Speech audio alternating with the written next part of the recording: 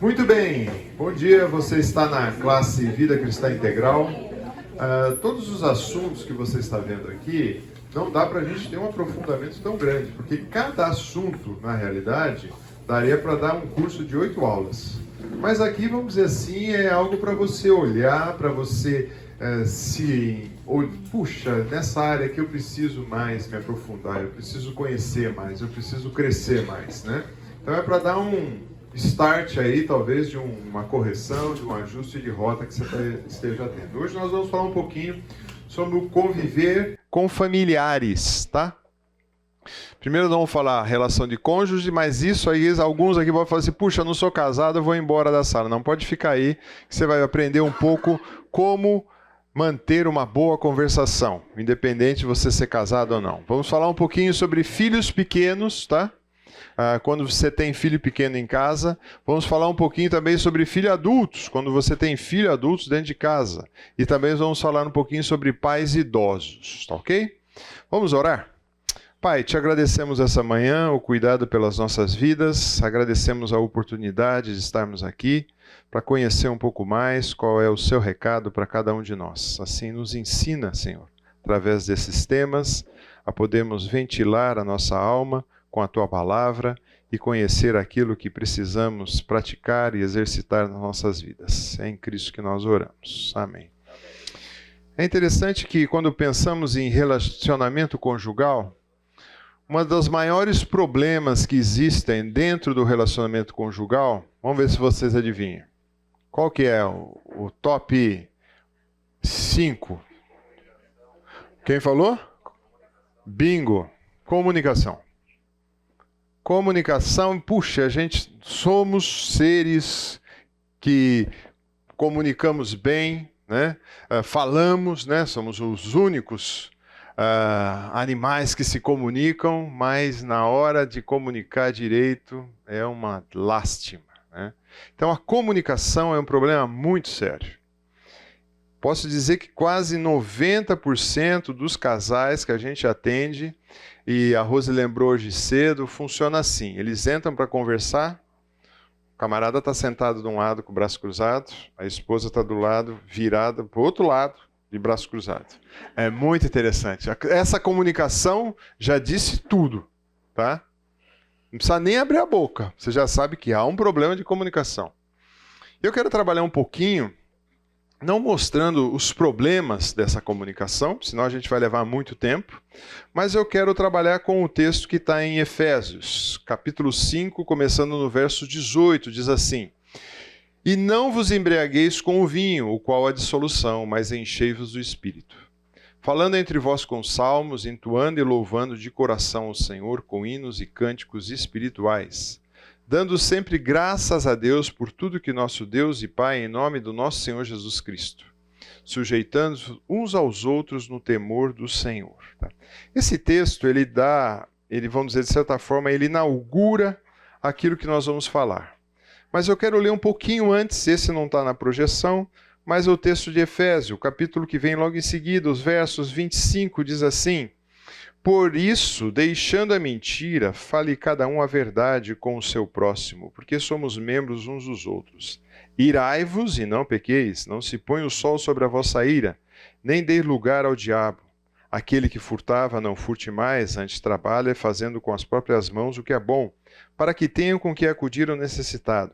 Não saia da vossa boca nenhuma palavra torpe, e sim unicamente a que for boa para edificação, conforme a necessidade, e assim transmita graça aos que os ouvem. E não entristeçais o Espírito Santo de Deus, ao qual fostes selados para o dia da redenção. Longe de vós toda amargura, cólera, ira, gritaria, blasfêmia, e bem assim toda malícia. Antes, sede uns para com os outros benignos, compassivos, perdoando-os uns aos outros, como também Deus em Cristo vos perdoou. E logo em seguida, o apóstolo Paulo começa a falar os deveres do homem, os deveres das mulheres, os deveres dos pais, os deveres dos filhos para com os pais, os deveres dos servos para com os seus senhores e os seus senhores para com os seus servos. Mas o texto que dá, vamos dizer assim, o pontapé inicial nesse bate-papo é esse texto aqui. É assim quando a gente pensa e eu quero destacar com vocês, como casados ou em qualquer relacionamento, tem que ter um convidado especial para fazer parte dessas conversas, dessa comunicação. E esse convidado especial é o Espírito Santo. Muitas vezes se negligencia isso. A conversa vai, eu quero ganhar essa discussão de qualquer jeito. E aí começa, até como diz o texto, gritaria. Estou ajudando agora casais e estou ajudando um especial. A comunicação deles é péssima. E a comunicação é via WhatsApp. Ô, louco? Aham. Via WhatsApp. A Rose já comentou semana passada sobre o que é comunicação, né? Virtuais ou amizades virtuais. Como é que você consegue fazer isso? Não consegue. Então, quando a gente vê, você tem que trazer o Espírito Santo para essa conversa. Você tem que trazer ele para dialogar entre vocês. Assim, quando a gente pensa, esse texto aqui que eu te separei, não vos embriagueis com o vinho, né? Então, o apóstolo Paulo faz um comparativo. Por quê? Quando a gente pensa, eu quis trazer esse comparativo aqui. O vinho, ele é toda bebida alcoólica, na realidade, não só o vinho, ele na realidade é depressivo. E o Espírito Santo, ele dá certo, funciona como se fosse um Red Bull, aí, é um estimulante, né? Ele anima você. Esse é o papel do Espírito Santo na vida do crente.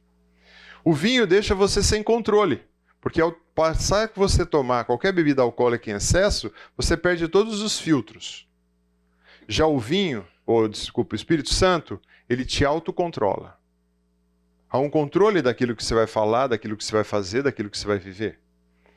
O vinho, na realidade, ele tem, e você passa por tolo, falando coisas que não deve, falando coisas indevidas. Já o Espírito Santo faz você agir com sabedoria.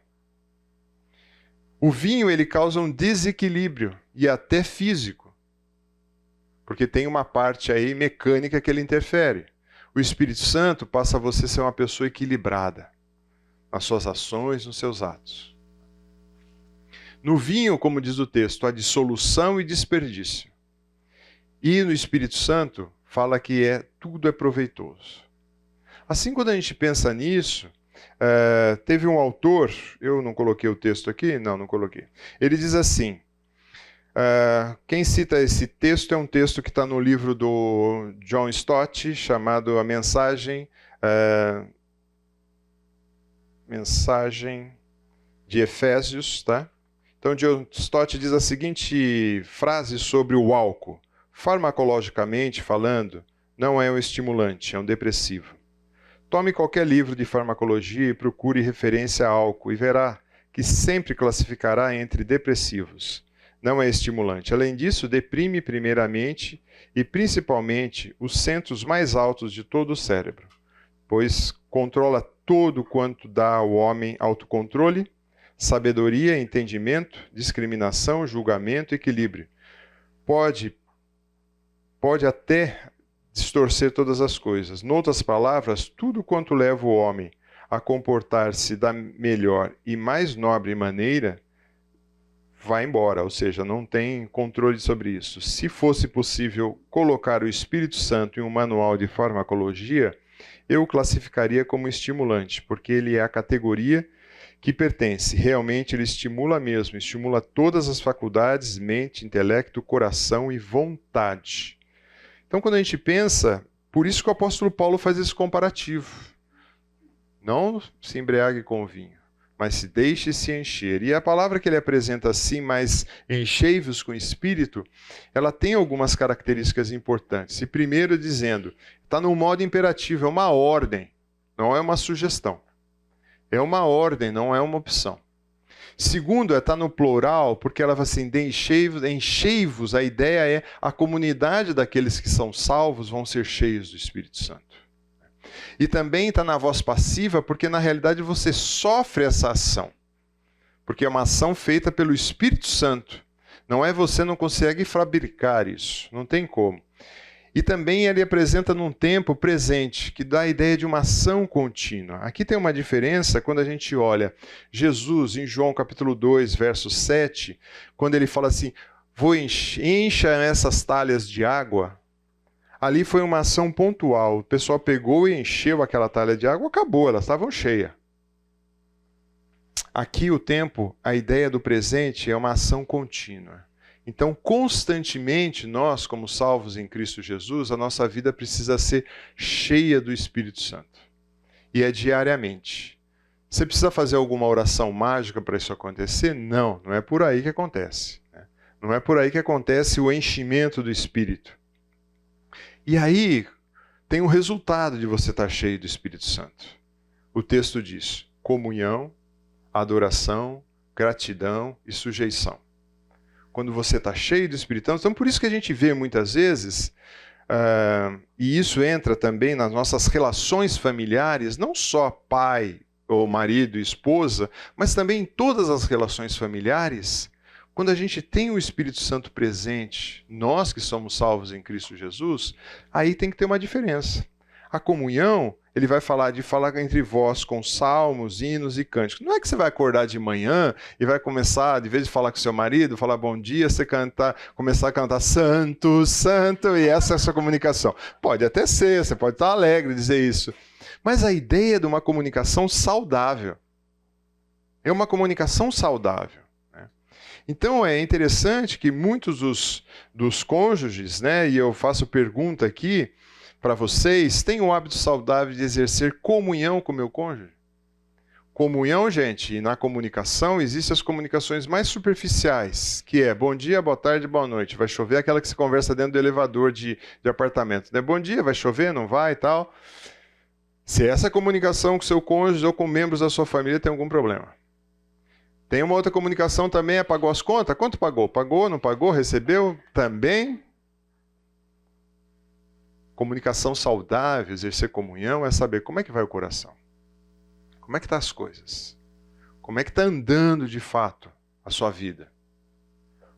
Tem algo na sua vida que eu preciso orar por você? Tem algo na minha vida que eu gostaria que você orasse? É abrir o coração. Opa!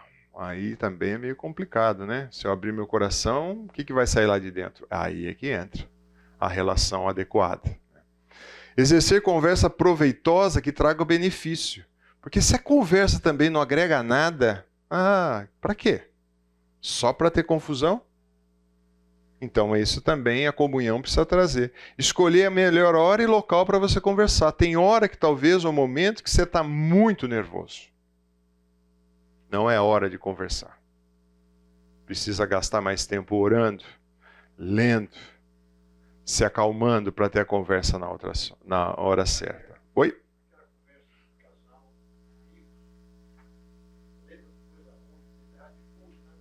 Sim. É horrível. Então, esse é o problema. Muitas vezes, não resolveu uma situação. Muitas vezes, a situação não está resolvida. Então, o que acontece? A pessoa tem um tapete, começa a varrer a casa e começa a jogar sujeira embaixo. O tapete fica desse tamanho, né? Uma montanha de sujeira embaixo. Chega uma hora que levanta esse tapete. Aí, meu amigo, é a mesma coisa de pegar a lata de lixo e virar na cabeça do outro. Então, o que precisa fazer? Precisa limpar tudo isso. Então, isso daí dá um trabalho para limpar toda essa questão que é do passado, muitas vezes. Agora, quando você vai lá no passado, traz isso para cá, resolve isso, vamos orar, marca a data. Hoje, dia 23 de março, às 9 horas e 45 minutos, nós tratamos isso. Ponto final. Mas tem coisa que não esquece, é verdade. Mas o princípio do perdão não é uma amnésia.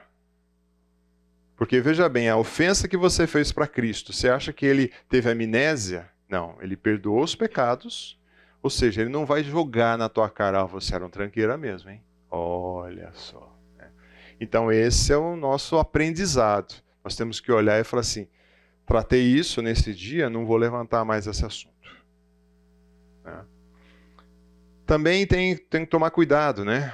Às vezes você está conversando e está distraído com outras coisas. Muitas vezes a Rose quer a minha atenção, não tem dúvida. Eu estou fazendo outra coisa, ela pega assim carinhosamente no meu rosto, vira para mim, presta atenção. É carinho, né? Externo interno eu não sei como tá, né? Mas por quê? Porque eu sou um cara muito disperso, né? Então, foco na conversa. Isso é comunhão. Adoração e louvor. Será que você tem hábitos de adoração e louvor junto com o seu cônjuge? Muitas vezes parar e agradecer a Deus pelas coisas que Ele tem feito na sua vida. Reconhecendo a grandeza de Deus em todas as coisas. Isso daqui, gente, estende-se para a sua vida pessoal também, tá? Você que é solteiro aqui, também você tem que olhar isso. Será que eu paro e adoro a Deus pelas coisas que Ele tem me dado? Será que eu reconheço Ele em todas as coisas? Será que eu me prostro em adoração, entendendo que Ele é Senhor? Mas que isso tem a ver com comunicação? Tudo. Se você não trouxer isso para a comunicação, vai ser um desastre. E gratidão. É muito interessante. A gente ajuda alguns casais e uma das perguntas é para a pessoa, você é grata? Não, mas não tem nada para dar graças. Como não tem nada? O marido não tem emprego? Tem. Mas eu não tenho isso, mas o marido tem, né? Por enquanto tem, ótimo. Você está morando? Tá. Está comendo? Tá. Está se vestindo? Tá. O que Paulo fala para Timóteo, né? Se você tiver que comer, se vestir, está muito feliz. Mas a gente quer sempre mais coisas, né? Então, muitas vezes, nós paramos como família. Aqui eu vou pôr família, tá? Você também que é solteiro, você é uma família. Será que você dá gratidão pelas coisas que você tem?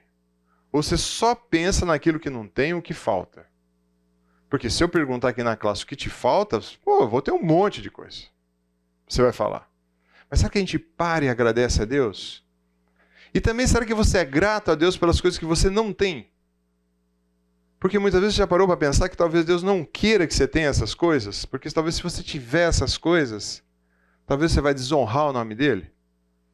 Talvez você vai esquecer dele. Agora, tudo aqui dá graças, como a gente vê no texto, a gente tem que qualificar. Será que eu tenho que dar graças também por uma doença maligna? Será que eu tenho que dar graça por coisas ruins? Não, você não tem que dar graça para coisa ruim. Mas você tem que dar graça porque Deus está permitindo você passar por isso. E o que Ele quer te ensinar com isso? É uma visão adequada da coisa. Então você tem que olhar e falar assim, se o Senhor está permitindo, eu tenho um processo que eu tenho que aprender. O Senhor quer me ensinar? Ou eu vou levar mais tempo para aprender? Então a nossa comunicação, vê que não é simples só falar bom dia, boa tarde, vai chovendo, vai chover? E tem também o sujeitai-vos. Então dentro de uma comunicação tem o sujeitai-vos, a ideia de, na realidade, você entender que está debaixo do temor de Cristo. Os dois na hora de conversar. Tem um mediador nessa conversa, eu já falei, o Espírito Santo é esse mediador. E também não é também por mérito de terceiros a sujeição. Tipo, eu vou só sujeitar a minha conversa a tal pessoa porque ela é muito legal, ela é muito bacana, ou o marido é 100%. Não, não é isso que as Escrituras dizem.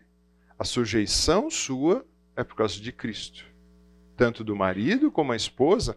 O texto que ele abre é interessante que antes de falar do casal, ele fala no finalzinho do texto, ele diz assim...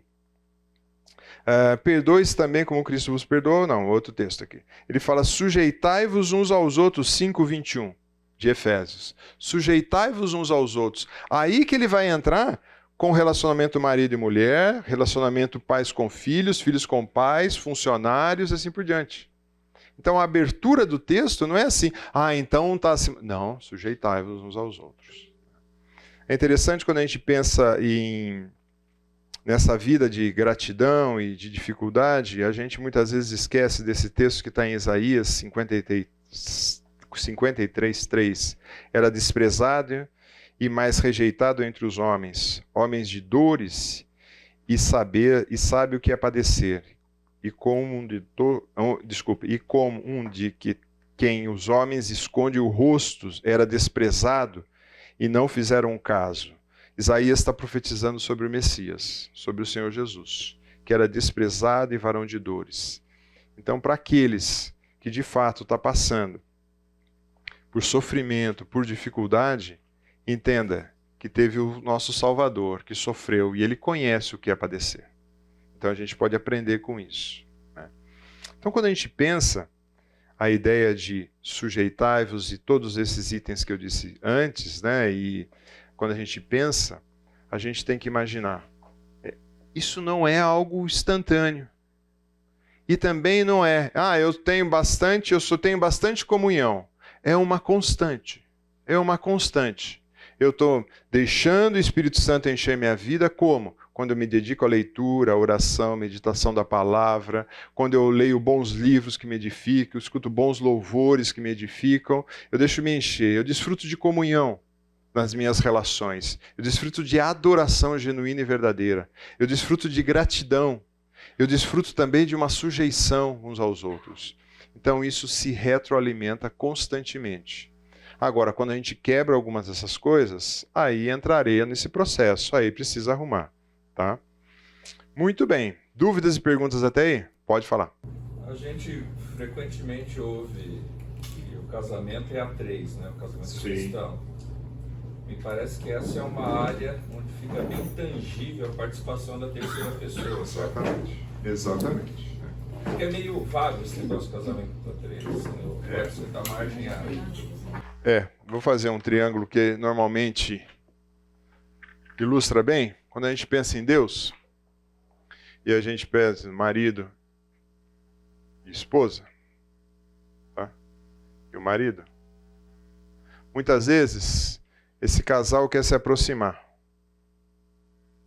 Às vezes está na base dessa pirâmide. O segredo é que o marido se aproxime mais do Senhor e a esposa se aproxime mais do Senhor. Com isso, essa diferença vai ficando cada vez menor. Não é meio essa ideia não, tá, gente? É Ctrl+C, Ctrl+V de algum autor. Mas essa é a maior verdade que tem. Porque se eu quero ser a esposa, se eu quero ser o marido, é essa distância que vai ter. Mas quando eu penso em ser o marido que agrade a Deus e a esposa que agrade ao Senhor, esse triângulo vai afunilando. E o relacionamento aqui de marido e esposa, olha como eles estão próximos. Simples, né? É engraçado se a gente usar isso na prática, para uma amizade, relacionamento pai e filho. Funciona. Agora, como uma parte não quer, aqui vai falar que é machista, né? Uma parte não quer, aí é complicado, hein? Aí a outra parte vai ter que orar muito. Porque quem muda coração? Só o Espírito Santo muda coração. Mais dúvidas e questões? Rose, hoje vai ser a 4 mãos. Ai, que dó desse povo ali. Gente, tem muita gente aí, queridos. O que nós podemos fazer para ajudar vocês aí nesse cantinho? A gente arrasta no intervalo as cadeiras para cá e coloca a cadeira lá, tá? Então vamos lá. Eu vou falar de pais com filhos que estão em casa, não necessariamente criança.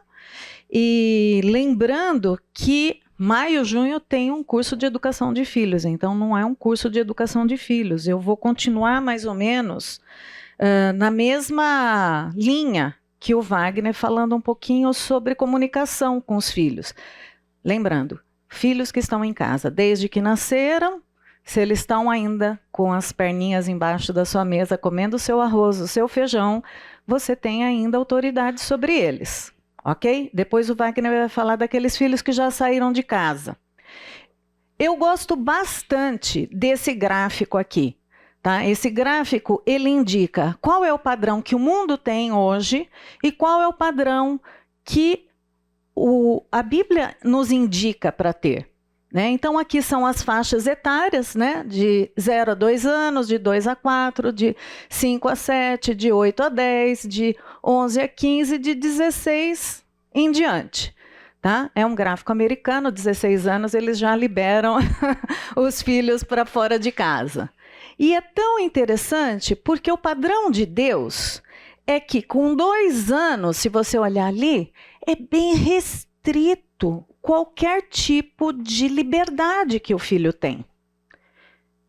O pai e a mãe mandam e o filho obedece. O pessoal fala assim, Rose, por que você não escreve um livro? Eu falei, gente, seria um fracasso de venda. Ele teria uma frase que seria, pai manda, filho obedece. Ponto. Vocês riem, mas está errado. É o princípio. Eu fui criada assim. E eu não estou brava, nunca fiquei brava com meu pai e com a minha mãe por isso. Né? Então, assim, os mais velhos super concordam comigo. E os mais novos que estão educando o filho agora ficam super perdidos. O que faz com o filho? O mundo, o que ele faz? De 0 a 2 anos, ele não quer comer agora, ele não quer tal comida, ele não quis pôr essa roupa, ele não quis... Cheio de liberdade, é ele que escolhe a hora que ele vai comer, ele escolhe a hora que ele vai dormir. A criança manipula os pais e ok, nós temos que compreender o momento da criança. E a Bíblia fala que não é isso, que nós temos que ordenar. Então vejam que as pirâmides elas estão invertidas do que é o padrão de Deus, aonde aos poucos, conforme está bem restrito, eu vou educando meu filho e devagar eu vou dando liberdade para que ele tome decisões a partir da pré-adolescência, adolescência com a minha coordenação. E no mundo é o contrário. Eles dão super liberdade aqui, ficam à mercê dos filhos, né? Fica dando a mãozinha para o filho dormir, traz o filho para o quarto dos pais, etc. Vocês sabem como é que tá, não preciso falar. E quando vai chegando na pré-adolescência, que aquela criança ou filho está insuportável, ele começa a querer restringir. Porque está dando errado, porque está sendo promíscuo, porque... Só que aqui, gente, restringir aqui está errado. Aqui era a hora de libertar um pouco. E ver a educação que você deu. Então, eu gosto bastante desse gráfico aí. Aqui é o meu livro, Fracasso de Vendas. O grande problema, meus queridos, é que Deus ordena que sejamos autoridade na vida dos nossos filhos, enquanto eles estão em casa. E a autoridade hoje é mal vista. Nós não gostamos de obedecer à autoridade e nós não queremos ser autoridade. Porque a autoridade, ela é confundida com autoritário.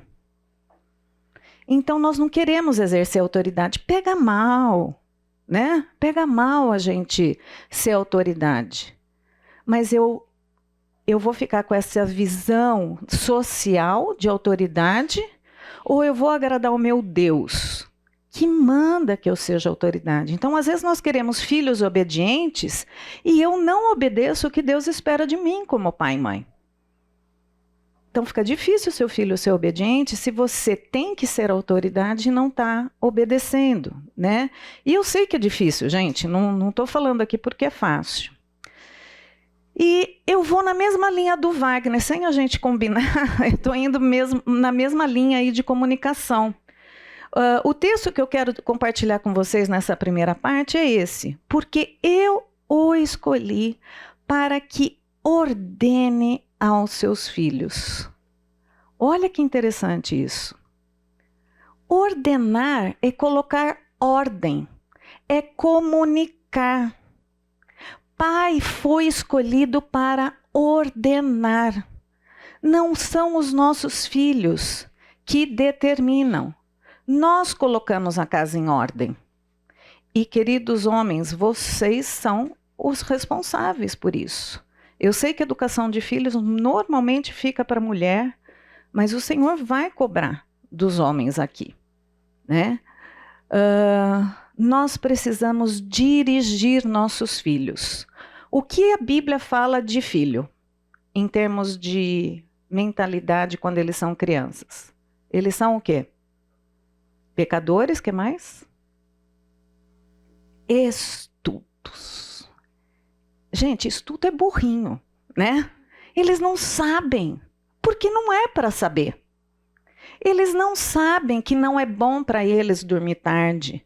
Eles não sabem que eles não querem pôr o casaquinho. Lá na casa da Isabela é uma briga para pôr casaco. Eles não sabem que eles vão congelar do lado de fora se eles não colocarem o casaco. Eles são estultos. Veio no DNA a estultícia. Então nós ordenamos para livrar nossos filhos de caminharem na estultícia. Seja ele de que tamanho for. E aí nós vamos dando. Aí você dá um pouquinho de liberdade. Será que ele ainda é estulto? Volta um passo para trás. Ou não, ele reagiu muito bem a essa liberdade que eu dei. Deixa ele caminhar. Não, filho não é teu, também não é para ficar restringindo. Agora, quais são as razões para a gente orientar os filhos? Primeiro, é o meio pelo qual os filhos adquirem entendimento e temor ao Senhor.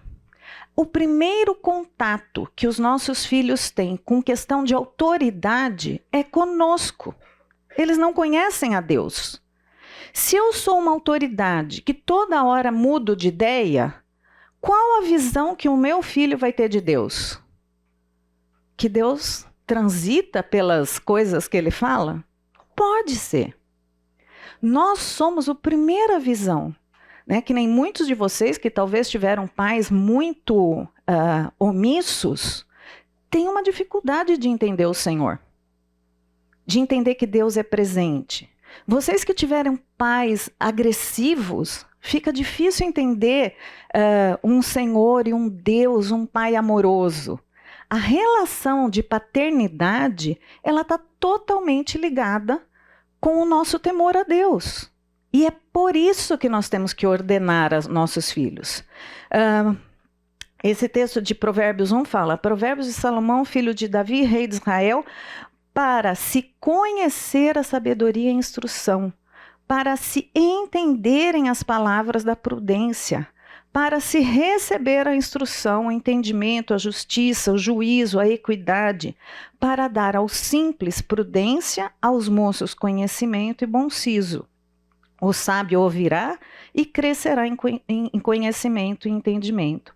É por isso que sou eu que tenho que ordenar. Olha quanta bênção tem contida nesse texto, né? Desculpa. Nós muitas vezes nós queremos, não, eu vou dar a melhor escola, eu vou dar o melhor tênis. A criança nem anda, ela está lá, tênis Nike, lindo, maravilhoso, né? Agora é isto aqui que eu preciso ordenar. É a palavra do Senhor. Esse é o principal. Não estou falando que você não pode dar o restante. Outra razão para a gente orientar nossos filhos é o meio pelo qual eles crescerão em sabedoria e ganharão entendimento. Rose, eles são muito pequenininhos, eles não entendem. Gente, a criança entende. Se você pensar nos 6 primeiros meses de vida, ele aprende tanta coisa. Ele começa a balbuciar. Aliás, no primeiro momento de vida, ele aprende a respirar, né? A criança entende. Meu filho tem 15 anos, acho que ainda não está entendendo tudo. Entende. Entende, nós precisamos lembrar que entende.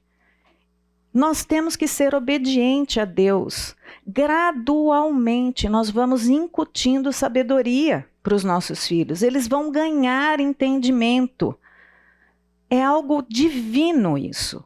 Obedeça o que Deus está falando. Aqui fala: filhos, escutem o que seu pai ensina e preste atenção e compreenderão as coisas. E tem outros textos aqui para dar base para essa razão aqui. Os filhos precisam escutar. Só que para os filhos escutar, os pais precisam comunicar. E não só comunicar. Cuida da sua bicicleta, você não sabe quanto custou. Né? Às vezes a gente só comunica coisas desse tipo. E não comunica as verdades bíblicas. Então, temos que comunicar. Terceira razão para orientar é o meio pelo qual eles terão condição de conhecer a atitude de ser discreto, que evitará problema. O texto é o mesmo, lá de Provérbios 7.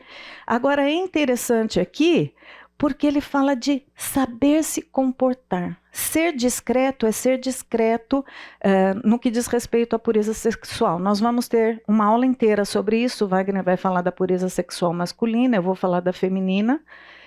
Mas nós temos que ensinar nossos filhos, ordenar, como está lá no primeiro texto que eu falei para vocês, porque os nossos filhos precisam ser discretos. Eles precisam aprender a se vestir, a se comportar, o que enxergar, o que falar, em que rodinha frequentar, porque isso é bom para eles, né? Então vamos lembrar que até isso a palavra de Deus cerca de cuidados, para que os nossos filhos, quando chegar na adolescência, você falar assim, nossa, ele se entregou à devassidão. Tem que começar lá atrás. Ordene aos teus filhos. É bom, é cuidado.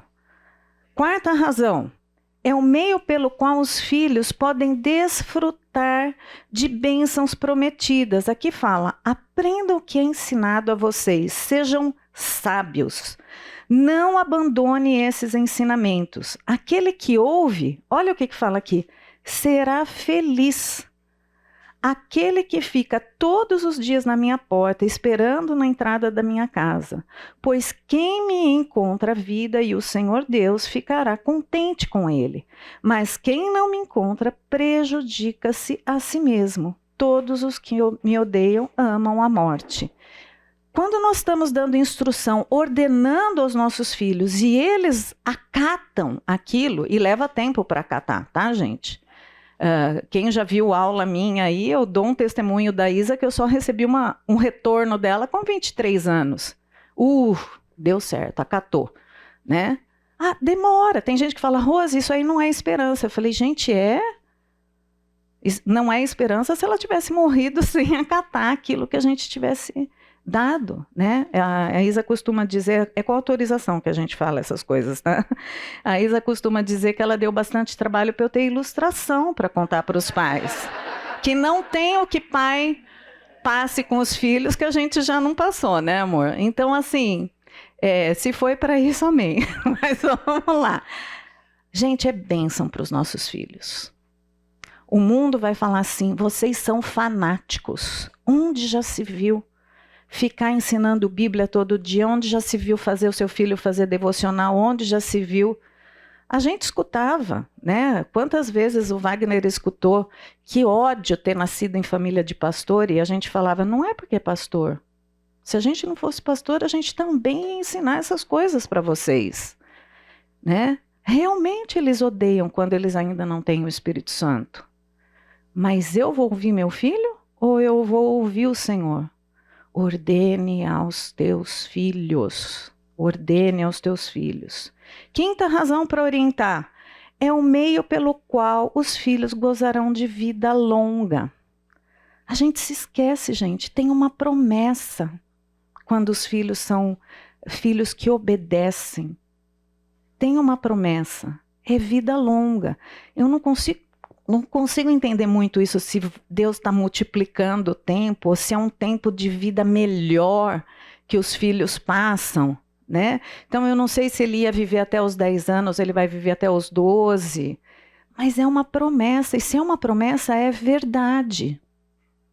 Se eu me abstenho de falar, meu filho não ouve, ele não pode ter a decisão de obedecer e ele não tem vida longa. Olha aqui, observe os meus mandamentos e você viverá. Guarde a minha lei como a menina dos teus olhos. Será que nós temos comunicado estas verdades para os nossos filhos? Ou a gente só quer obediência a qualquer preço, bom comportamento? Verdades eternas nós temos que comunicar. Todas as outras, as fases da vida vão passando. Agora, as verdades eternas é que nós temos que comunicar. Vou falar de algumas falhas que nós temos como pais. Permitimos que os nossos filhos desenvolvam hábitos de uma vida vazia e sem ocupação. Não interessa a faixa etária daquele cone. Fazemos tudo pelos nossos filhos e chamamos isso de amor. Não é. Amor é ordenar. Fazer tudo pelo filho é fazer com que ele tenha uma vida vazia e sem ocupação. Então, você não ensina de pequenininho a guardar o brinquedo, você não ensina de pequenininho bons modos na hora de comer, você não ensina de pequenininho, e aí você vai aumentando. Então, ele não tem responsabilidade com a lição de casa, você tem que pegar na mão dele e obrigar ele a fazer a lição de casa, e vai aumentando. Ele não quis vir na igreja hoje, ele não... E nós vamos permitindo vidas vazias. Muito tempo de celular, muito tempo em série, muito tempo em conversa tola com amigos. Vidas vazias. Vocês conseguem enxergar esse cenário? E será que vocês conseguem enxergar dentro de casa? Porque também dentro de casa, às vezes, nós estamos, às vezes, que nós estamos lá desocupados, e às vezes eles. Permitimos que os nossos filhos tenham hábitos de extravagância. O tempo todo eles querem. E cada vez mais. O tempo todo eles querem. É nítido isso. Né? Os nossos netos novos chegaram, vai fazer 4 meses agora, e a igreja foi maravilhosa. Deu presente para eles até. E eles abriam um, abriam outro, abriam outro, abriam outro. E a hora que acabava, o que eles falavam? Quer mais. Saíram do lugar que eles não tinham nada. Nunca basta. E os seus em casa também são assim. Nunca basta. Esse meu tênis soltou o negocinho, já lançaram o outro celular, já tem vergonha do carro que você vai deixar eles na porta da escola. Tudo quer mais. Esse hábito ele não criou sozinho. Não criou sozinho. Depende do que você ordenou e do que você tem ordenado. Hábitos de extravagância. Nós que permitimos. E permitimos que os nossos filhos tenham o hábito de manifestarem as suas explosões de ira. Está na moda. Acolhe a birra. O seu filho tem o direito de extravasar. Felizmente, os meus filhos com os meus netos, né, tanto um quanto o outro, falam assim, tá nervoso? Vai para o quarto. Extravasa lá, morde o travesseiro, faz o que for. Nós não vamos coabitar com a sua ira. Nós vamos tratar a sua ira. Só que se você é uma pessoa que extravasa a ira em família, você está ordenando o quê? Né? Nós temos que lembrar disso. Eu me lembro quando eu estava para entrar na menopausa, tinha sofrido muito com a minha mãe, que a minha mãe arremessava a cadeira. Ela chegou a quebrar um armário embutido assim com um soco que ela deu, porque ela falava que ela não se continha. E aquilo traumatizou a família inteira. Nós 3 irmãos, 2 irmãos, né, eu e mais 2, e o meu pai. E eu lembro que eu precocemente já comecei a entrar na menopausa, eu chamei a família e eu falei assim, eu não quero ser desculpada.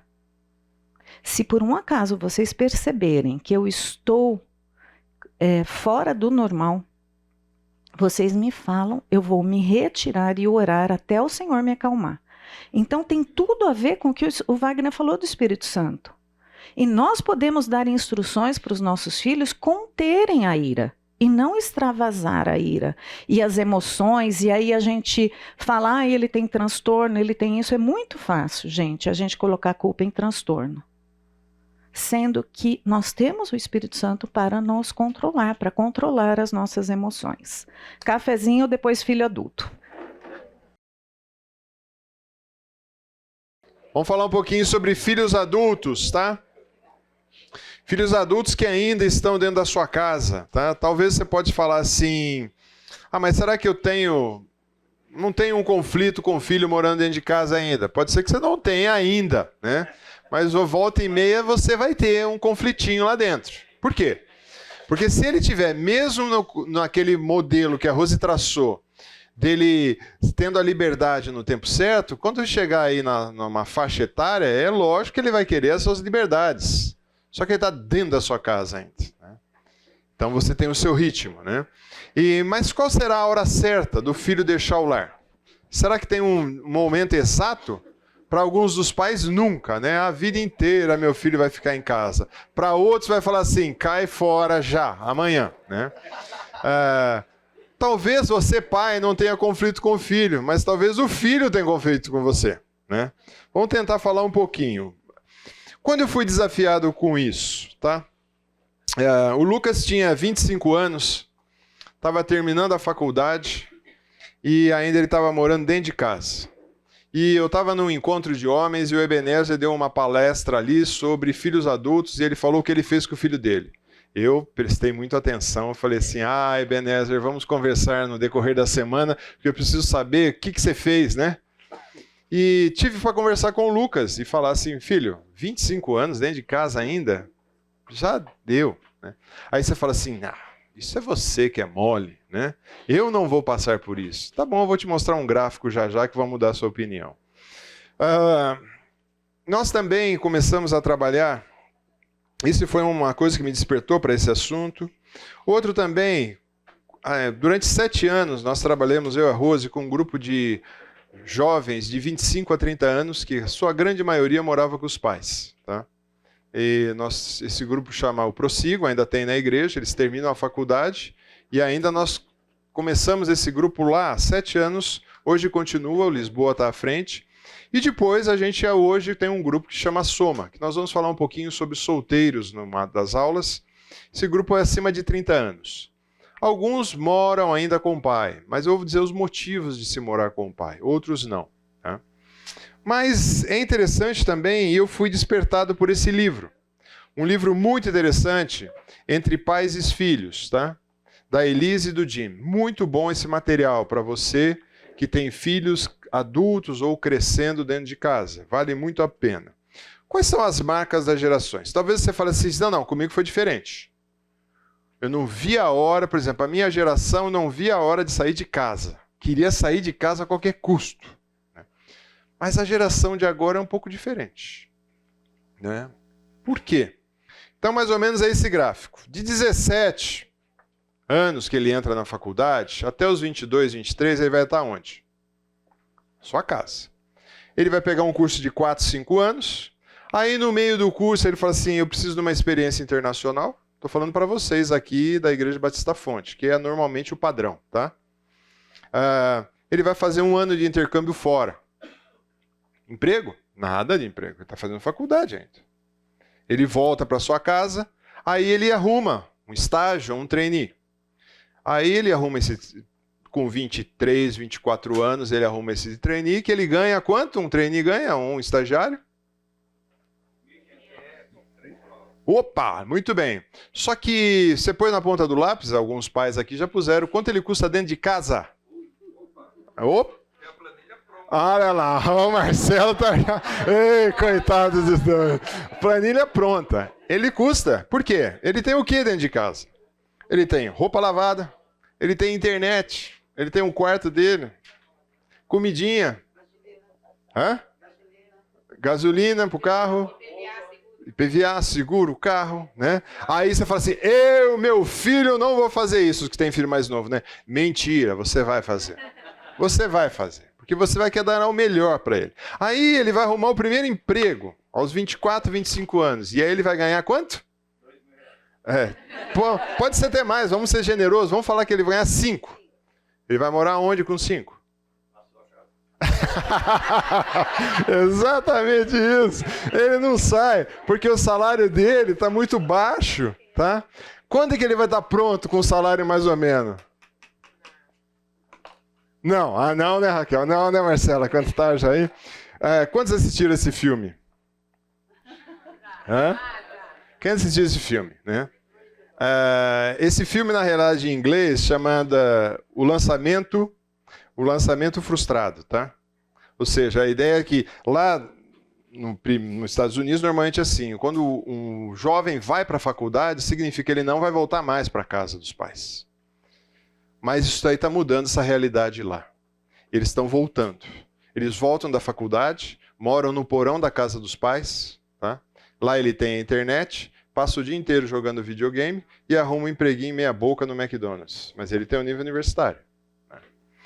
Então, um jovem adulto, geralmente entre 20 e 30 anos, que vive com seus pais, é chamado de twister, com seus pais, por não poder pagar e não está disposto a viver de uma forma independente ainda, porque ele tem algumas questões. No país das pesquisas, vai dizer um pouquinho o porquê desse motivo, por que ele não sai de casa.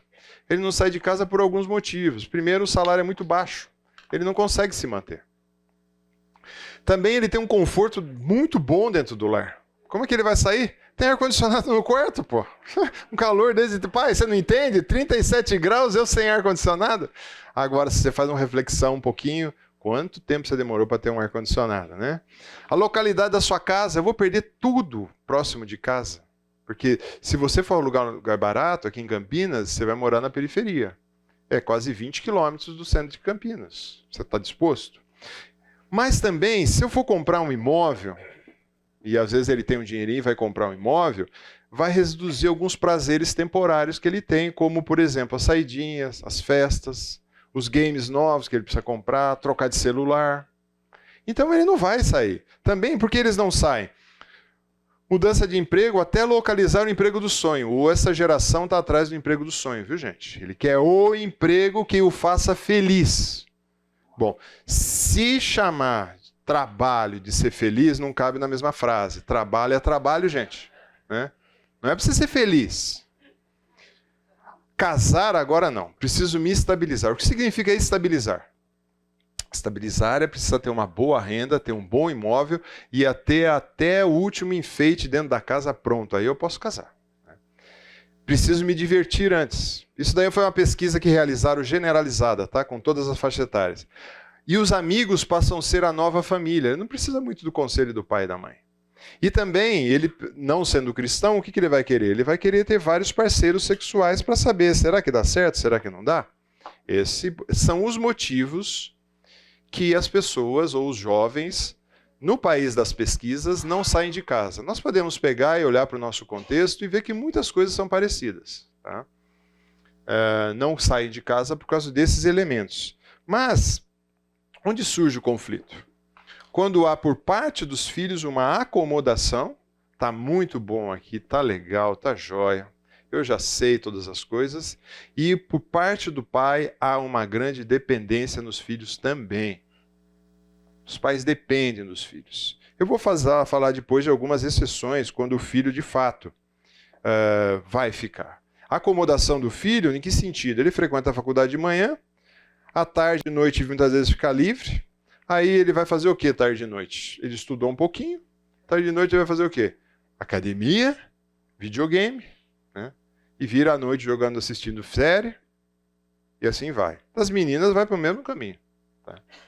Então, a acomodação. Da parte dos pais, começa também aí um grande problema, que é o problema, muitas vezes, às vezes até com confronto sobre a fé. Porque os pais vão querer impor aquilo que a Rose falou. E aí eles entraram na faculdade e conheceram alguma coisa diferente. Se ele chegou na faculdade sem ter os conceitos sólidos em casa, esquecem. Você virar a cabeça dele vai ser difícil. Vai ser difícil. Porque a influência de uma faculdade é quase 10 horas por dia, 8 horas por dia. Aí você vai ter brigas no respeito à fé. E também, muitas vezes, eles querem ter autonomia, mas a autonomia é o seguinte: autonomia com as suas coisas. Eu tenho ajudado um casal, não é daqui, é de outra comunidade, longe daqui, tem uma filha de 16 anos. A filha de 16 anos, agora, ele disse que ele pegou algumas fotos dela, postando, com poses sensuais, roupas íntimas, e se diz cristã. E aí o pai foi confrontar, e o que eu faço? Eu falei, o que eu faço? O que você já não devia ter feito lá atrás, né? Mas, como é que ela está levando a vida dela? Aí ela foi para um acampamento, voltou de um acampamento agora de carnaval, o pai falou assim, ela voltou do acampamento e disse que sente que Deus não sente Deus na vida dela. Eu falei, lógico que não. Ela não lê, não ora, não te obedece em nada. Como é que vai sentir Deus? Se sentisse Deus, tem alguma coisa errada, né? Então, é essa parte. Mas os pais ali, esses dois, estão reféns. São reféns dessa filha. Eu falei, corta, o que que ela tem? Ah, tem um celular. Corta a internet dela, corta o plano de celular que você paga, vamos ver. Mas aí ela fica sem comunicação, né, no mundo do dia de hoje. Eu falei, tá bom. Tá bom, né? A pergunta é para os pais, quem você quer agradar? Ao Senhor ou aos filhos? Muitos pais querem agradar aos filhos. Peguei um exemplo triste bíblico aqui, tá? De um profeta do Velho Testamento chamado Eli. Tá? 1 Samuel capítulo 2. A Bíblia fala que os filhos deles eram ímpios e imprestáveis. Era da geração de sacerdote que tinha que fazer o serviço sacerdotal. Tá? Não se importavam com o Senhor. Estou acelerando, viu, gente? Queria ler a passagem com mais calma, mas você lê em casa. Infringiam a lei contra os alimentos. Era para o sacerdote ter uma parte do sacrifício, ele pegava, mas ele pegava, vamos dizer assim, tinha que pegar a coxa, alguma parte assim, ele queria pegar o filé mignon do animal. E aquilo lá era para queimar para o Senhor. Imagina ser narrado os filhos como ímpios, não se importava com o Senhor, não cumpria seus deveres, infringiam as leis. Tá? Que mais? Tratavam com desprezo as ofertas que chegavam, e essa era a função deles, receber a oferta do povo, para interceder diante do Senhor, e eles desprezavam isso. Deitavam com mulheres, as mulheres que vinham fazer as ofertas, eles ainda faziam isso, os camaradas. Não ouviam o seu pai, diz o texto. Mas o pai também, infelizmente, Eli, era muito omisso. Ele era conivente. Ele estava muito preocupado em simplesmente só agradar os filhos e não o Senhor. E ele honrou os seus filhos. Assim, ele fez de fato, Eli, vista grossa aos pecados do filho. E eram pecados que a nação inteira sabia. E Deus sabia. Foi conivente com o que ele fazia. Foi permissivo e foi refém dos filhos. Incentivador e apoiando também os filhos. E não fez nada para mudar ou para tirar essa estratégia. Né? Então, quando a gente pensa nesse exemplo triste de Eli, não foi só ele. Você tem outros também que passaram por isso. Os filhos de Samuel, um homem tão sério com o Senhor. Os filhos de Samuel também não foram um exemplo de educação. Porque talvez, especulação minha, esses homens se dedicaram bastante à causa do Senhor. Mas esqueceu que a primeira causa que eles tinham que trabalhar era no seu lar. Isso é um risco que muitos pastores correm. E muitos nós aqui de igreja, liderança também. Às vezes estamos talvez até negligenciando porque nossos trabalhos estão consumindo tanto tempo. E nós não estamos ministrando em casa, não estamos fazendo as coisas certas em casa. Né? Quando você pensa na vida de Davi e Aminon, dos seus filhos também, foi uma desgraça total. Davi e Adonias também foi outra coisa. E quando esses filhos mal educados ou mal criados, no sentido literal da palavra, queriam roubar o trono do seu pai. Né? Então, quando a gente olha tudo isso, né, esses pais, né, não deram uma educação adequada. Né, e tiveram um estilo de vida sem piedade para os seus filhos. Né. Esse é um trecho do livro, diz assim: embora os pais não possam ser responsabilidade pelos pecados dos seus filhos adultos e independentes, não podem, é verdade, cada um tem a sua escolha. São responsáveis pelo que acontece debaixo do seu teto. Então, um filho que saiu da sua casa já é responsabilidade dele, o que vai acontecer. Mas aquele que está na sua casa, opa, né? Aquele que está na tua casa é a tua responsabilidade. Não interessa a idade. Não interessa a idade. Nesses casos aí, nos filhos de Eli, teve uma colheita. Ele colheu o que ele plantou. E uma delas foi, os filhos foram executados. O Senhor deu um fim nesses filhos. Por vergonha. Mas há um texto bacana em Timóteo que diz assim: quanto aos moços, de igual modo, exorta para que em todas as coisas sejam criteriosos. Então está falando para os filhos aqui. Critério na hora de fazer as coisas é muito importante. Então, quando a gente pensa, filho, quando o seu pai está dando uma ordem, mesmo que você seja adulto, já não é uma ordem mais, é uma troca de experiência, é um bate-papo. Presta atenção, você que é filho adulto dentro de casa. Presta atenção. Por quê? Tem uma responsabilidade desse pai estar ali. Esse pai tem mais vivência, tem mais experiência. E você tem que acatar. Ao mínimo, você deve honra, que é o que a Escritura pede. Talvez o filho que é adulto fora de casa, ele não obedeça mais o pai. Tipo, leva o casaquinho, filho, né? Você está fora da sua casa, você não vai obedecer isso. Mas você deve honrar seus pais mesmo depois que você casou. E você tem a sua vida. Né? Mas também tem um lado positivo, quando não tem conflitos, tá? Pode ser que não tenha conflito nenhum, graças a Deus, vamos aproveitar, né? Combinado que é bom você ficar em casa até casar. Depende, você vai ter isso combinado ou não? Com o Lucas, voltando à opinião, ele não estava namorando a Naila ainda, ele já estava com 25 anos. Eu falei, meu amigo, vamos fazer um projeto aqui de quando você vai sair de casa? Ué, você vai ficar até quando aqui dentro de casa? Ele falou, tá bom, vamos fazer um projeto então, estou já estagiando, daqui a pouco eu arrumo emprego. Aí, de repente, ele, graças a Deus, depois de muita oração nossa, e muitos de vocês, encontrou a Naila. Já tinha encontrado, tinha terminado e voltou com a Naila. Falou, pai, dá para aguentar as pontas até eu casar? Eu falei, beleza, aguenta as pontas até você casar. Né? Um segredo, pai, se você quer tirar seu filho de casa, escuta aí, Raquel, Marcelo, quer tirar o filho de casa? Não troque o colchão dele. Não troque o colchão. Como ele começa a deitar no estrado assim, fala, pai, troca o colchão? Não, vá na sua casa trocar o colchão, né?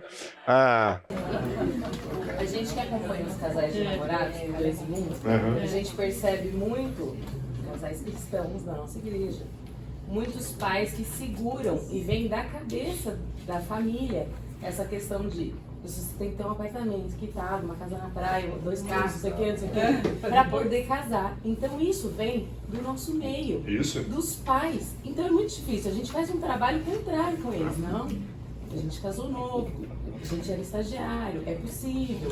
E a gente vai conversando, e alguns pais vieram já procurar a gente falando, nossos filhos chegaram com um monte de ideias, eles querem casar. Mas também, na nossa geração, que não é a de muitos de vocês aqui, a gente casava pra quê?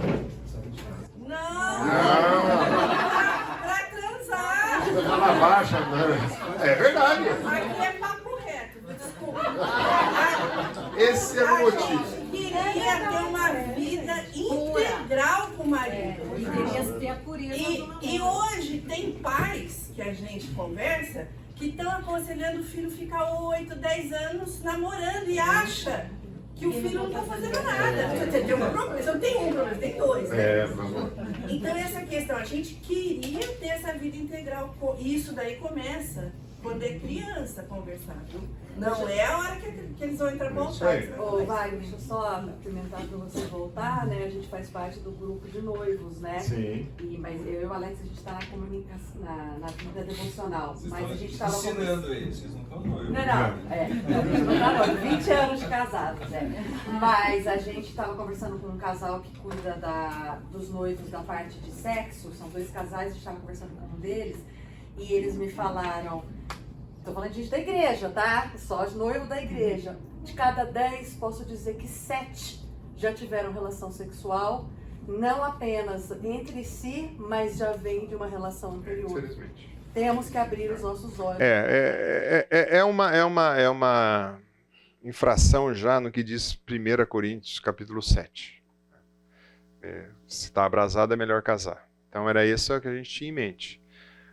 O problema é que muitos pais colocam um patamar aqui em cima para o filho casar e os filhos querem começar onde o pai já está terminando a carreira dele. Não quer galgar, Esse é um problema sério, mas quem tem que mexer isso? Vocês, papais, né? Oportunidade também, quando não há conflito, dos pais ainda conviverem com os filhos antes de sair. Uma boa oportunidade de conversas, de bate-papos, de interação, né? Alguns filhos também não vão sair de casa, porque eles são portadores de alguma deficiência física, e eles vão ficar na sua casa, né? E vão ficar. Até quando? Até quando ele partir ou até quando você partir. Mas ele vai ficar em casa. Então tem filhos que não vão sair de casa mesmo, né? Alguns filhos fazem a opção também de ficar com os pais para cuidar dos pais na velhice. Eu conheço alguns do nosso grupo lá dos 30 a mais que tem uma ou duas que moram com a mãe ou com o pai, entendendo que não vai casar e vai ficar com os pais acompanhando na velhice. É uma escolha.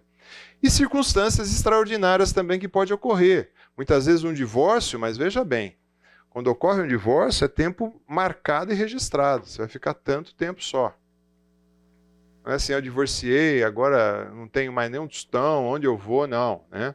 Precisa de um local, mas deve ser bem temporário, né? O que eles precisam aprender quando eles estão em casa? Primeiro, se ele não sabe ainda, ele precisa aprender sobre o amor de Deus em Cristo Jesus. Então, aproveite o tempo que os seus filhos estão em casa, tá? O que ele pode levar da sua casa. Temer e viver para a glória de Deus. É isso que eles têm que levar do seu lar.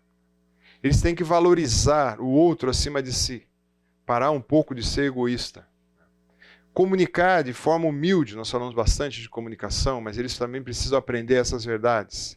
O que mais eles precisam? Eles precisam de propósito do sexo e do casamento. Muitas vezes não entendem nada sobre sexo. Você que tem filho pequenininho, é hora de começar a falar sobre sexo para ele. Desde pequeno. Ah, mas é muito cedo. Não é cedo. A escola já está falando muito antes. Os amiguinhos já falaram tudo que você imagina para ele. E quando chega nessa idade que eles são adultos dentro de casa, precisa ter um papo reto mesmo e conversar.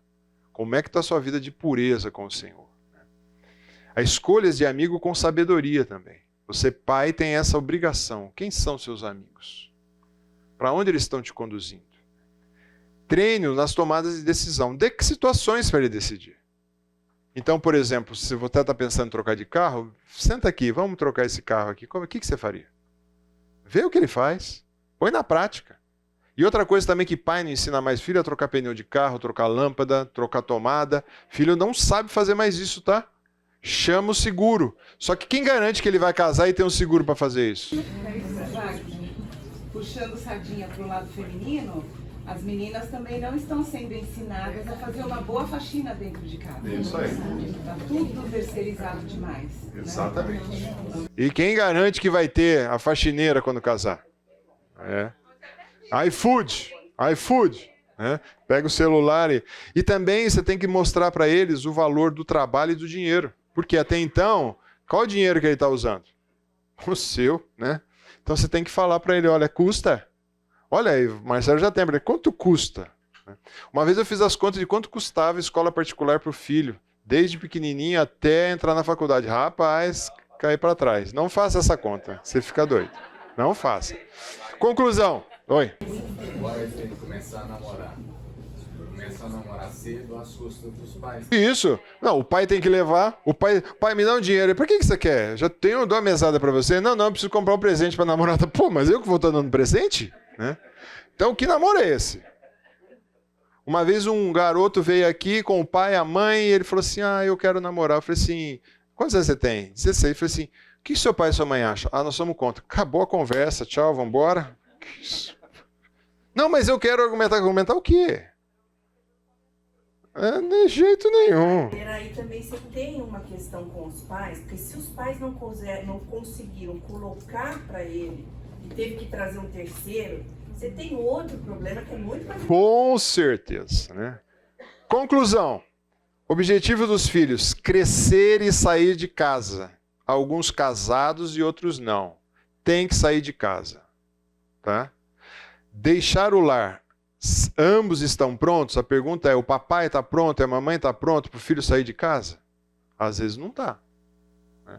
A turma brinca do ninho vazio, né? Nem sei o que é isso. Não tive tempo de sentir isso, né, Rosa?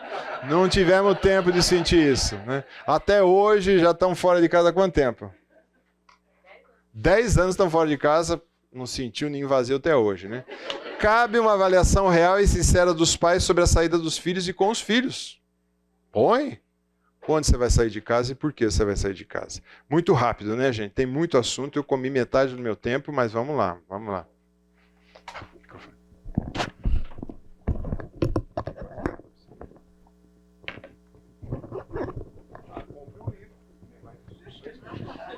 Não o meu, não o meu. Dessa mulher.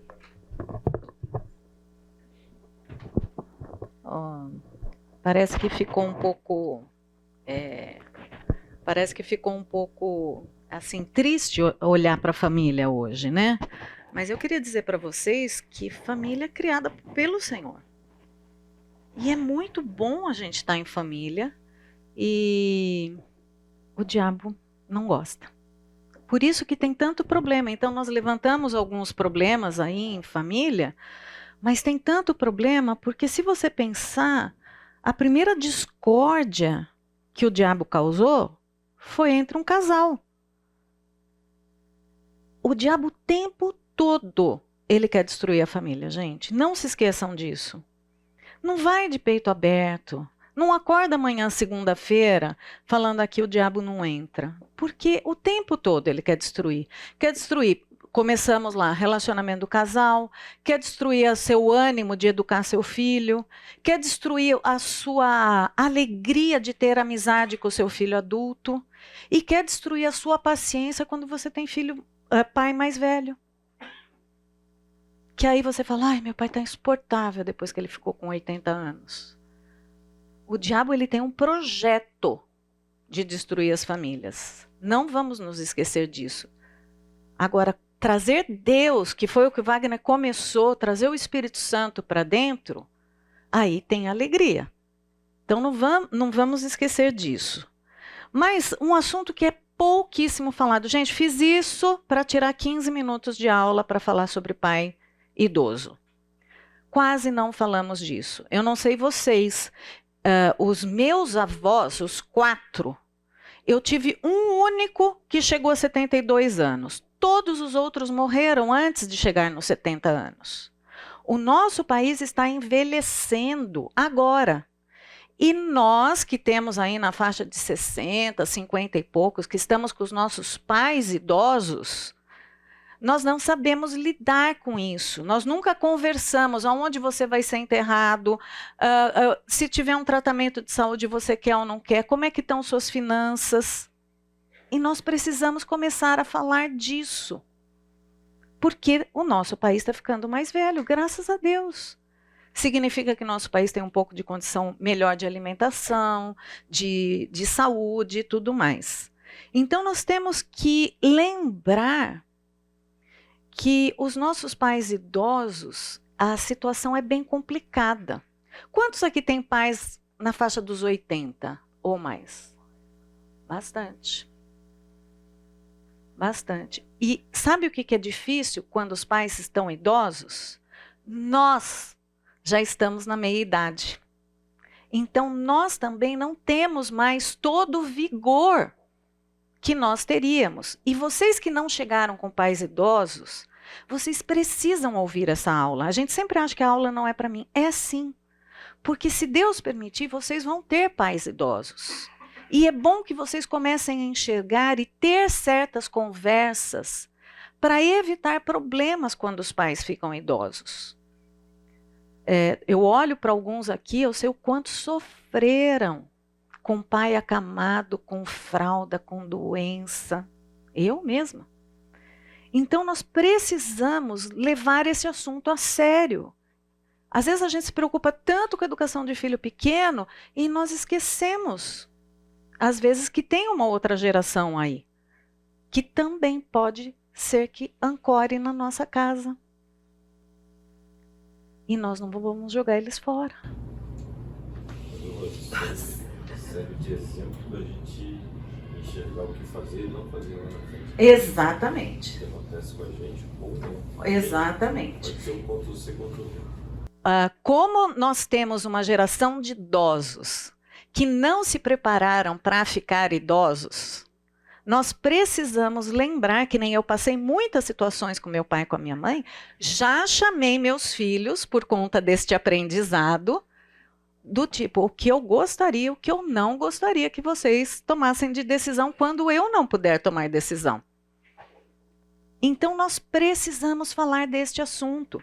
Nós precisamos falar de morte, nós precisamos falar de dinheiro, nós precisamos falar de seguro de vida, nós precisamos falar se nós vamos ter ou não tratamentos e até onde. nós precisamos falar desses assuntos, né? Existe a tendência de alguns assuntos a gente não tocar. Eu me lembro que o meu pai e a minha mãe, eles moravam 220 quilômetros de Campinas, e eles viajavam muito sozinhos, só os dois dentro do carro. Às vezes eles iam para alguma outra cidade e tudo mais.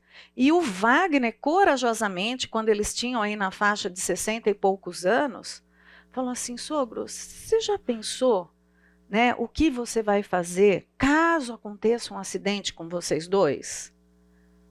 Se os dois morrem. Meu pai tinha alguns bens, né, e o Wagner, a preocupação do Wagner era tipo assim, poupar o meu pai de algum trabalho que nós teríamos depois. Inventário, por exemplo. O Wagner falou assim: o senhor sabe que das suas propriedades vai para o advogado na hora do inventário? Aí mexeu com o bolso do meu pai começou a pensar, e ele começou a distribuir os bens em vida, com o usufruto dele, para poupar um inventário depois. Conforme ele foi ficando mais velho, eu passei a ter conta conjunta com meu pai, caso ele não conseguisse mais. Muito sábio da parte dele. Agora, quantos dos seus pais têm coragem de fazer isso? Tem plano de saúde? Aonde você quer ser enterrado? Vocês já conversaram sobre isso? Tem plano funerário? Há pouco tempo nós fizemos um plano funerário.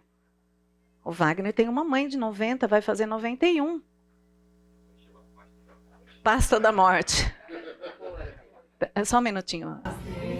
Eu só gostaria só de um adendo aí, é que não somente os pais fizessem isso, como também nós. Nós, então.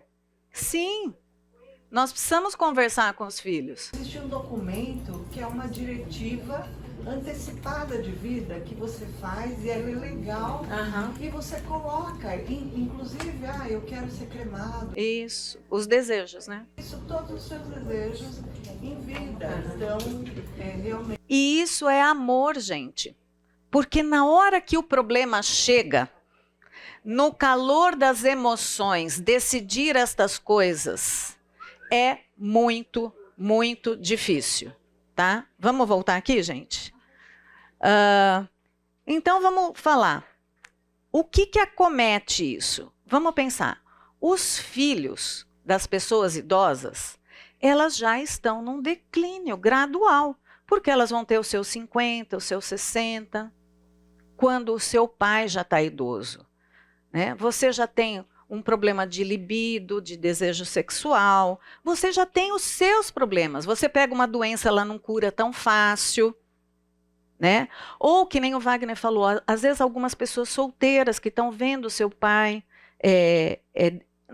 já no fim da vida, ou você já está num recasamento, ou num casamento com problema. Então, eu estou só colocando o perfil da pessoa que vai cuidar do idoso. É muito triste, porque você já está lidando com os seus próprios problemas. Então, nós temos que tomar decisões antecipadas, como foi falado aqui, para que minimize, porque nós já estamos tendo que lidar também com o nosso espelho, com aquilo que está batendo na nossa porta. Nós temos preocupação muitas vezes com filhos e netos, e de repente você ganha de presente um pai acamado, uma mãe acamada. Então, é sempre uma coisa contrastante. Eu lembro, por exemplo, minha mãe teve um AVC e ela ficou 35 dias no hospital, bem comprometida, só foi piorando e veio a falecer. Na mesma época, eu estava preparando o casamento da Isabela. E a Isabela já estava morando fora e ela falava assim: mãe, e aí, você vai conseguir vir me ajudar a comprar meu vestido de noiva? E eu olhava na cama, minha mãe partindo. E eu falava assim: saio, vou comprar o vestido de noiva, me alegrar, ou eu fico de mão dada porque é o último suspiro. Minha irmã vem, meu irmão vem para ajudar. Sempre cai para um, gente. Então, é uma luta. O meu pai foi a mesma coisa. A minha netinha nasceu 3 dias antes do meu pai falecer. Então, é aquela troca de sentimento e aquela carga emocional. Haja saúde. Né? Um indo embora e outro chegando. Né? Parece que Deus estava repondo, se eu fosse espírita, parece que Deus estava repondo a pessoa lá. E é nesta circunstância, muitas vezes, que chegam situações tão difíceis, como ver nossos queridos sofrendo. Fora isso, uma coisa que a gente tem que tomar cuidado é que nós temos, às vezes, os nossos pais precisando de cuidado. Nós temos o cônjuge do nosso pai. Eu lembro quando a minha mãe ficou doente primeiro. Meu pai, aquele homem que era decidido, gerente de multinacional, parece que ele não conseguia tomar decisão nenhuma. Então, minha mãe acamada e o meu pai que eu precisava dar um norte para ele, o cônjuge do doente, né? Aí eu tenho que lembrar que eu tenho o meu marido, que muitas vezes se preocupava com o desgaste que eu estava tendo. E o meu marido tem que concordar, vamos trazer para dentro de casa, não vamos, até onde nós vamos cuidar. Então, é bem complexo esta realidade. Tem os filhos, como eu falei, e tem os nossos irmãos, que muitas vezes, tipo assim, quanto custa? Te manda o dinheiro, mas não dá o tempo dele. Ou nem te manda dinheiro, o que é bem pior, né? E aí vem pressões financeiras, os anos de produtividade estão acabando. Eu estou sempre falando de quem vai cuidar, tá? Problemas estruturais. Eu estou querendo diminuir minha casa, mas eu tenho uma pessoa chegando acamada. Eu vou conseguir sair dessa casa? Eu não vou conseguir, né? Eu tenho a minha crise da meia-idade. E é nesse cenário que as coisas acontecem. Contudo, nós temos que lembrar, gente, que quando nós estamos nessa situação, ainda nós podemos fazer coisas que não é só trocar a fralda, dar banho, chamar o cuidador, levar ao médico. Eu tive a oportunidade de ter excelentes conversas espirituais. Meus pais, muito católicos, não tinham se posicionado até chegar às doenças. E a minha mãe, assim, ela não falava, a primeira coisa que ela perdeu foi a fala, e a gente pregando o evangelho 35 dias. Já tinha pregado antes. E nós falamos, estamos na reta final. E ela tinha uma ação de sempre levantar uma mão. Por causa do AVC, ela não paralisou o resto. E eu punha a minha mão na dela e ali eu orava, eu pregava o evangelho. Não acabou, tem vida, tem chance, né? Punha um louvorzinho no travesseiro, assim, para ficar ouvindo. O meu pai pôde confessar a Cristo na hora de uma consulta médica, e nós louvamos a Deus, o médico era espírita, ficou até parado, assim, falando, eu não tenho medo de morrer, eu sou um homem cristão. Minha irmã saiu para um lado para chorar, eu saí para o outro, porque foi a primeira vez que nós ouvimos ele falar sobre isso. Nós podemos ter bons papos, né? Nós podemos pegar coisas em comum. O meu pai, como se converteu muito tarde, ele adorava ouvir a missa. Eu sentava, ligava a missa, de mãozinha dada com ele. Vamos ouvir a missa, pai. E aí, pai, o que você achou desse padre? O que você não achou desse padre? Até o último dia. Cansa, é desgastante. Parece que é sem fim. Eu estou olhando para algumas aqui que já passaram por isso também. E alguns vão passar. Parece que é sem fim. Tem hora que você fala assim, nossa, será que nós vamos aguentar? Quanto tempo vai se prolongar? Né? E eu lembro que nós tomamos uma decisão que já era uma decisão que o meu pai gostava muito desta linha, que era, não vamos esticar a vida que não existe. Então nós tínhamos um combinado em família que tem se estendido hoje, meus filhos já sabem disso. Não existe tratamento que nós vamos fazer para prolongar uma vida com mais de 80, com 90. Nós não vamos entubar, nós não vamos... Se Deus quiser levar naquele dia, vai levar. E nós tivemos que fazer um documento, porque uma hora que acontecesse, a gente tinha um documento em mãos, porque quando bate lá no pronto-socorro, eles têm que fazer a vida voltar. E eu lembro que o médico falou assim, eu vi poucas famílias pedindo esse documento, porque a maioria quer segurar. né? E eu fico pensando naquele texto que fala: quem pode, com os seus muitos cuidados, acrescentar um côvado? Nós não podemos. E às vezes nós parecemos, de tanto cuidado que nós estamos segurando a vida dos nossos queridos na nossa mão. E nós temos que ter a liberdade de falar: Senhor, é teu. É teu, por mais cuidado, amor, vou pregar Cristo e tudo mais, mas esta vida é tua. Leva a hora que o Senhor quiser. Eu não vou arrastar porque eu não estou pronta. Nós precisamos lembrar disso também. Eu tinha mais coisa, mas nosso tempo está acabando aqui. E eu queria orar pelas nossas famílias. Eu espero, assim, foi um sobrevoo, né? Mas que o Senhor esteja presente. Querido Deus, o Senhor nos dá tanta coisa que a gente pode recorrer a Ti. Como Wagner abriu essa aula, o Espírito Santo é a principal delas. Assim que a gente aceita Cristo, todo mundo ganha Ele de presente. E que a gente inclua, Deus, quer seja no nosso casamento, na educação dos filhos menores, na convivência com os filhos adultos, com o cuidado com os pais, ó Deus, que estão partindo, que o Teu Espírito nos conduza, Deus. Porque a sociedade está vendo famílias cristãs e que nós possamos ser um bom testemunho para essa sociedade, que vale a pena ter uma família ainda, Deus. Conduza as nossas aqui, ó Pai, é o que eu te peço em nome de Jesus.